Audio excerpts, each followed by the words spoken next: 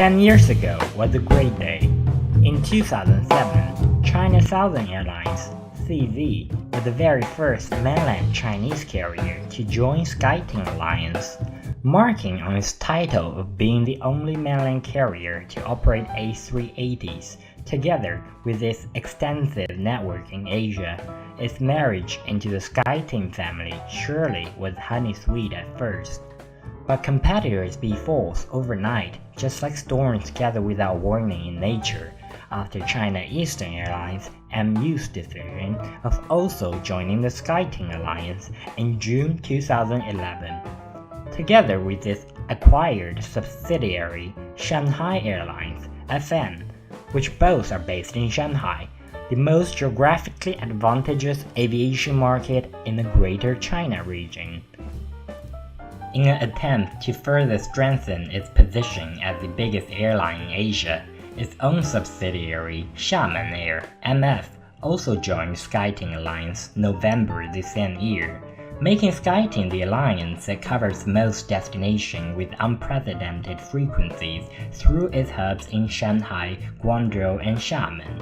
We all agree that China has great potential, but the network overlap rate is competitively high for any airline to benefit from it, not to mention the deficiency between member airlines.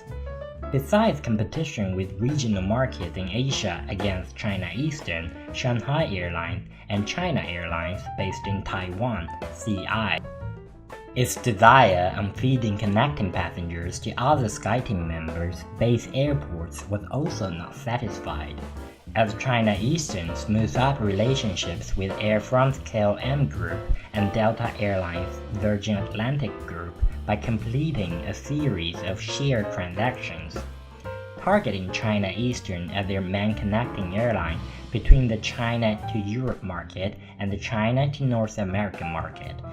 This resulted China Southern being further out of the loop in the Skyteam family. A recent article published by the South China Morning Post has triggered a wider uproar within the industry. The story was widely reported by various news outlets, and the employee survey on leaving the alliance circulated on the internet has ensured the rumor with higher credibility. The industry predicts that such decision was led by American Airlines AA's decision of $200 million investment in China Southern in 2015.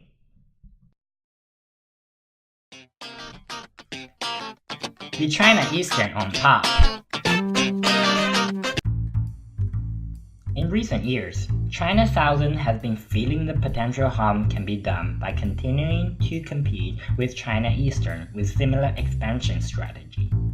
In light of the newly opened Disney resort in Shanghai, China Eastern is bound to be more popular within the Skyteam family.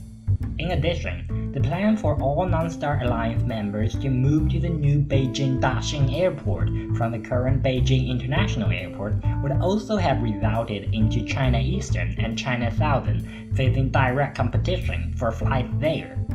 China Southern wouldn't really be getting lots of advantages if they maintained the status quo. In the meanwhile, China Eastern is heating up with partnerships and collaborations. Judging by its initial stance for being the last out of the big three in China, with its relatively small and less developed fleet and route network, it's fair to say that prospects are surprisingly good for China Eastern. The Holy Trinity in Beijing. The new airport in Daxing, Beijing is projected to become the world's biggest airport in terms of annual pax number, with Air China (CA) and Hainan Airlines (HU) stay based on current Beijing International Airport (TEK), and China Eastern and China Southern, along with several other low-cost carriers, to become hub operators at the new Beijing Daxing Airport. If China Southern decides to join Oneworld, the commercial aviation market in Beijing will be interestingly not only a holy trinity of the big three in China, but also the holy trinity of the major airline alliances. The possibility for frequent travelers would be amazingly fascinating. Prepukati.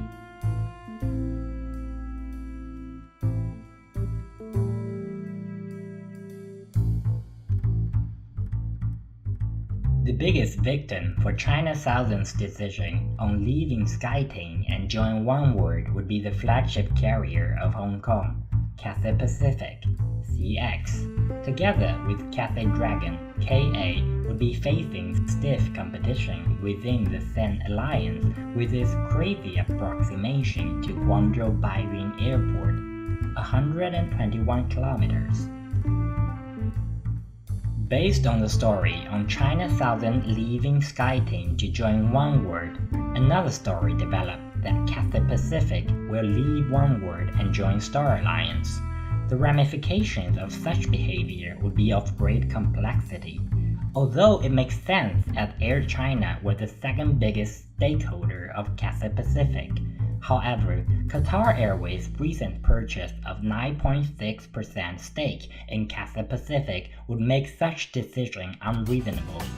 Not to mention another China Southern, China Eastern situation could occur within the new Star Alliance between Cathay Pacific and Singapore Airlines.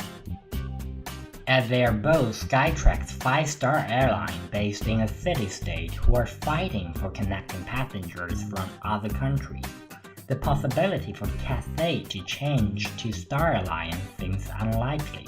But will a dual-hub Oneworld market in southern China truly benefit either of them? Especially seen from the already troubled failure in bringing in revenue in Cathay's side. So no pun intended, if prêt au porter means ready to wear, for Cathay you can prepare to be poor. Frequent flyer programs. Narrow paths to the pointy end. Many people are fascinated about the new possibilities for different alliance miles redemption if such changes were put into place. However, I would like to point out the unavoidable industry trend for airlines to devaluate miles redemption rate despite which airline alliance they are part of. So if you're thinking of sipping champagne in first class with China Southern miles, you will be a narrow path for everyone, my friend.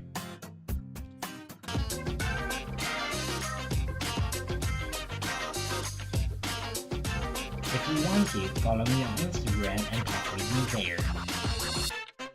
Don't forget to check out my website, albertaviation.com, where you can keep up to date on industry trends and information by signing up to my email contact list on the bottom of the page. Thank you so much for listening and watching. Stay tuned until next time.